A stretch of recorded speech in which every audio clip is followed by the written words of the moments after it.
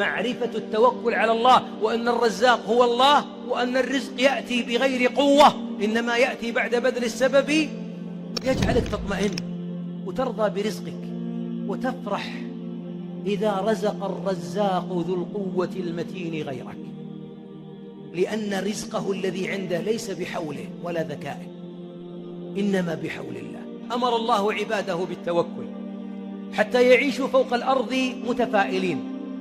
والله الواحد منكم ماذا يقول؟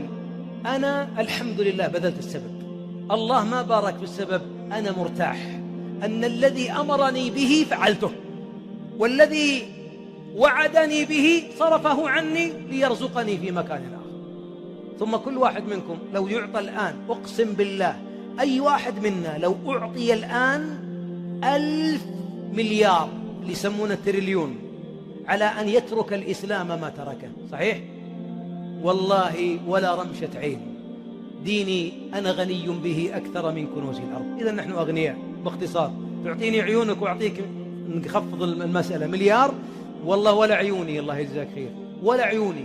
فكيف الحياة أرى جمالها بالعين؟ إذا أنت بالعين وقبل ذلك بالإسلام غنيا، فاحمد الذي رزقك. نحن جميعا أغنياء، لكن بعضنا وضع الرزق في صرافة أو في حساب بنكي، وهذا المسكين ما علم أن الله يعطي أحيانا ليشقي، ويصرف الرزق عن بعض عباده لأنه يحبه. وهنا وقفة. إن البعض يعتقد أن الرزق ريال ودولار. لا يا أخي الحبيب، الرزق ليس هذا.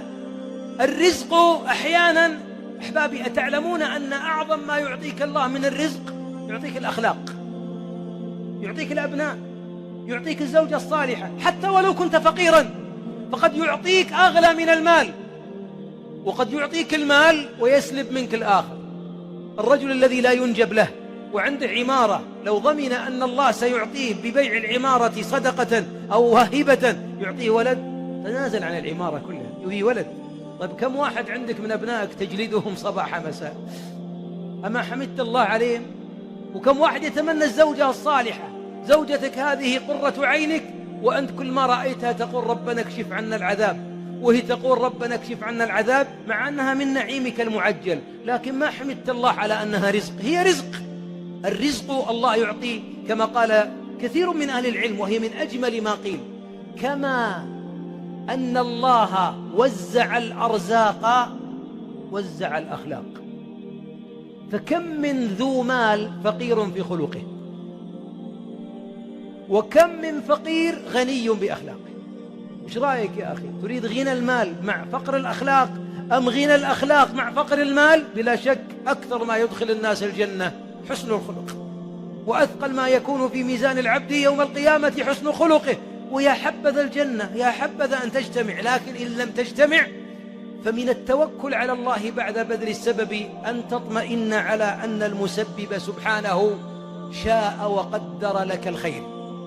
والله وأن الرزق يأتي بغير قوة، إنما يأتي بعد بذل السبب، يجعلك تطمئن وترضى برزقك وتفرح إذا رزق الرزاق ذو القوة المتين غيرك، لأن رزقه الذي عنده ليس بحوله ولا ذكائه، إنما بحول الله. أمر الله عباده بالتوكل حتى يعيشوا فوق الأرض متفائلين.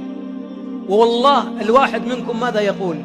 أنا الحمد لله بذلت السبب، الله ما بارك في السبب، أنا مرتاح أن الذي أمرني به فعلته، والذي وعدني به صرفه عني ليرزقني في مكان آخر. ثم كل واحد منكم لو يعطى الآن، أقسم بالله أي واحد منا لو أعطي الآن 1000 مليار اللي يسمونه تريليون على أن يترك الإسلام ما تركه، صحيح؟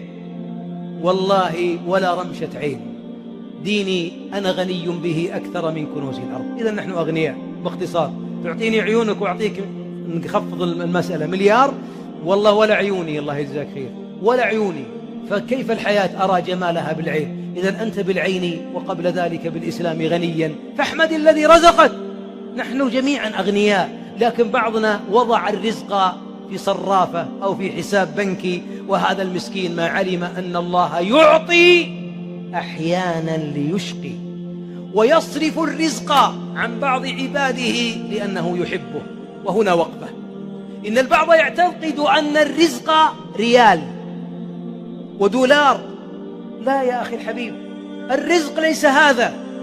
الرزق أحيانا أحبابي، أتعلمون أن أعظم ما يعطيك الله من الرزق يعطيك الأخلاق، يعطيك الأبناء، يعطيك الزوجة الصالحة. حتى ولو كنت فقيرا فقد يعطيك أغلى من المال، وقد يعطيك المال ويسلب منك الآخر.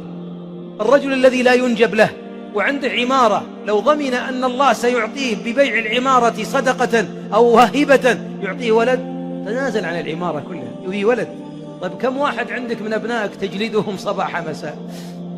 أما حمدت الله عليهم؟ وكم واحد يتمنى الزوجة الصالحة؟ زوجتك هذه قرة عينك، وأنت كل ما رأيتها تقول ربنا اكشف عنا العذاب، وهي تقول ربنا اكشف عنا العذاب، مع أنها من نعيمك المعجل، لكن ما حمدت الله على أنها رزق. هي رزق. الرزق